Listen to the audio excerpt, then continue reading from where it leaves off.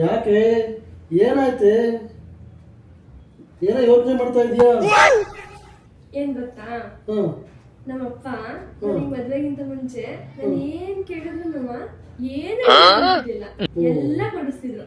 ಆದ್ರೆ ನೀನಿದ್ಯಾ, ಮದ್ವೆ ಆದ್ಮೇಲೆ ಏನ್ ಕೇಳಿದ್ರು ಇನ್ನೊಂದ್ಸತಿ ಕೊಡಿಸ್ತೀನಿ, ಅವಾಗ ಕೊಡಿಸ್ತೀನಿ, ಇವಾಗ ಕೊಡಿಸ್ತೀನಿ ಅಷ್ಟೇ.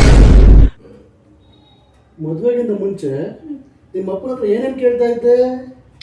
ನಮ್ಮಪ್ಪ ನನಗೆ ಹೇರ್ ಬ್ಯಾಂಡು, ಬಳೆ, ಆಮೇಲೆ ಹೊಸ ಹೊಸ ಬಟ್ಟೆ, ಅದಕ್ಕೆ ಮ್ಯಾಚಿಂಗ್ ಸ್ಲಿಪ್ಪರ್ಸ್ ಎಲ್ಲ ಕೊಡಿಸ್ತಿದ್ರು.